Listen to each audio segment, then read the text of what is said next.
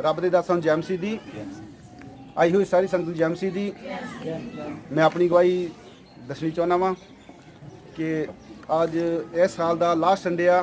इस साल दे विच मैं कोई भी ऐतवार मिस नहीं किया और अज पूरे 27 साल हो गया मैनूं। मैं एक भी संडे कोई भी 27 साल दे विच मैं कोई भी संडे मिस नहीं किया, क्योंकि परमेश्वर का मेरी कोई अपनी ये खूबी नहीं, ये परमेश्वर का अनुग्रह जो परमेश्वर साडे उत्ते करदा वा। इस साल दे विच भी आपां सब नूं पता वा लॉकडाउन लगा रहा। 22 मार्च नूं सरकार ने आपां सब जानते कि 22 मार्च नूं सरकार ने कर्फ्यू लगा दिता सीगा। उस दिन किसी का भी पैदल बाहर निकलना भी किसी ते भी पाबंदी सी, कोई पैदल भी बाहर निकल नहीं सी कोई सकदा। जो मैनू पता लगा कि कल कर्फ्यू आ, कल संडे आ, सचमुच विश्वास करियो मैं रात नूं बहुत परमेश्वर अगे तरला किया, मैं बहुत रोया।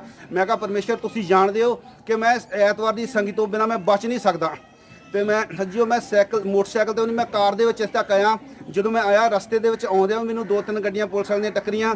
जो मैं वापस गया उदों भी मिलियां, पर मैनूं किसी ने भी रोकिया नहीं। आपां नूं सब जानते हैं कि कर्फ्यू वाले दिन उन्होंने पैदल बाहर पैदल भी नहीं सी कोई निकल सकता, पर परमेश्वर उस तो बाद दे विच फिर मैं रब दे दास नाल गल कीती। मैं कहा संजी तुहानूं पता कि मैं ऐतवार मेरे लिए बड़ा मुश्किल आ, पर मैं फिर भी बने रहा परमेश्वर। हर ऐतवार मैं लॉकडाउन दे विच भी हर ऐतवार मैं सवेरे 5 साढ़े 5 ਦੇ 6 वजे के करीब मैं चर्च आ जाता सीगा।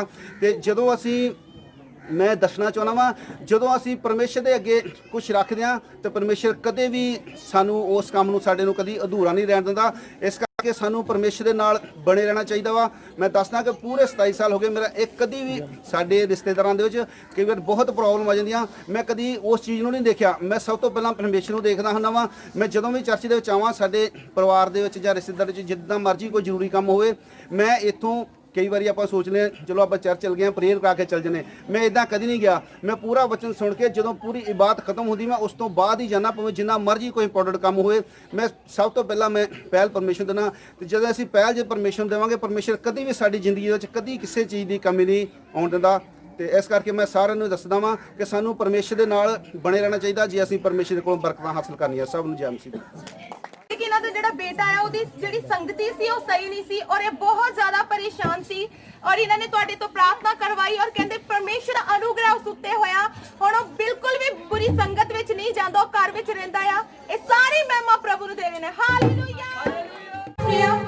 कहंदे पिछले दिनों के दौरान अचानक इन्हां दी कमर विच बहुत ज्यादा दर्द शुरू हो गई थी और इन्हां दी चेस्ट विच बहुत ज्यादा दर्द हुंदी थी और ये बहुत ज्यादा समस्या विच थी।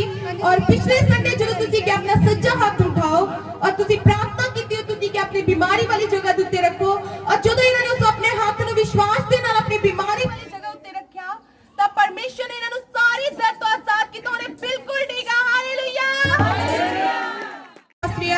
कहते कि पिछले हफ्ते विच कहते इन्हां दे अचानक पेट विच बहुत ज्यादा दर्द शुरू हो गई थी और दर्द काफी ज्यादा थी और कहते जो डॉक्टर तो चेक करवाया तो डॉक्टर ने कहा पेट विच स्वेलिंग आ। इन्होंने काफी मेडिसिन भी खाधी पर कोई फर्क नहीं सी पै रहा और पवन दे विच जेड़ा एनॉइंटिंग ऑयल मिलिया सी इन्होंने अपने पेट उत्ते लगाया और सारी दर्द तो परमेश्वर ने आजाद की। तो बिल्कुल ठीक है। हालेलुया।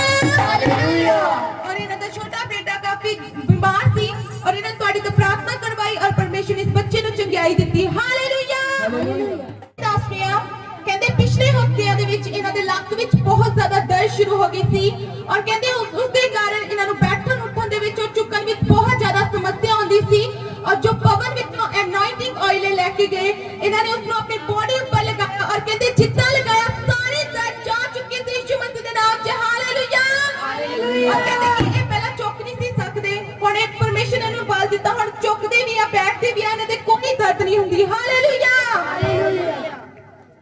सिस्टर दस रहा कहते कि जो अचानक ये उच्ची बोलती थी जदा कुछ भी बोलती थी कुछ तेजी नाल ते कहंदे इन्हां दे अचानक जेड़ी दर्द बहुत ज्यादा चेस्ट विच शुरू हो जांदी सीगी और कहंदे पिछले तो पिछले संडे जदों तुसीं कि अपना सज्जा हाथ उठाओ और अपनी बीमारी वाली जगह उत्ते रखो, इन्हां ने विश्वास दे नाल अपना सज्जा हाथ उठाया और जदों अपनी चेस्ट उत्ते रखया कहंदे उसे समय सारी दर्द जा चुकी थी यीशु मसीह दे नाम च। हालेलुया। हालेलुया। जैमसी दी पास्टर जी दी जैमसी दी पास्टर जी आंटी दस रहा पिछले दिनों विच अचानक कहंदे इन्हां दे पेट विच बहुत ज्यादा दर्द शुरू हो गई सी ਔਰ ਕਹਿੰਦੇ ਦਰਦ ਕਾਫੀ ਜ਼ਿਆਦਾ ਸੀ, ਇਹਨਾਂ ਨੂੰ ਬਹੁਤ ਜ਼ਿਆਦਾ ਹੈਵੀ ਮਹਿਸੂਸ ਹੁੰਦਾ ਸੀ ਆਪਣੇ ਪੇਟ ਵਿੱਚ।